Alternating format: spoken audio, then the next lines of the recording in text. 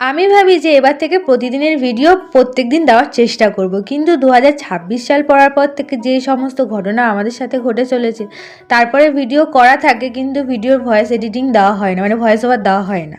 নমস্কার বন্ধুরা, আশা করি সবাই ভালো আছো। তো আমি শ্রদ্ধা, আমার একটা নতুন মিনি ব্লগে সবাইকে স্বাগত। ভিডিওগুলো করাই থাকে অনেক দিন আগে করে, আর যেদিন করে ভিডিও বানাবো ভাবি সেদিন করে হয় না। তো যেহেতু ভাবলাম ভিডিওটা করা আছে, আজকে এডিটিংটা মানে ভয়েস ওভারটা দিয়ে দিই। সেই দিনটা ভালোই চলছিল। তো মা নিয়ে এসেছিলো একটা রং, মাকে আমিই বলেছিলাম, ভাবলাম গ্রিলটা ফাঁকা আছে, একটা রং করে নিই। ছোটোবেলা থেকে আঁকতে বড্ড ভালোবাসতাম, তার সাথে রং করতেও। তো সেই জন্য ভাবলাম যে এখানটায় আমি সেই কাজটাই করি, যেখানে রঙের ব্যাপার হয় আমি চলে যাই।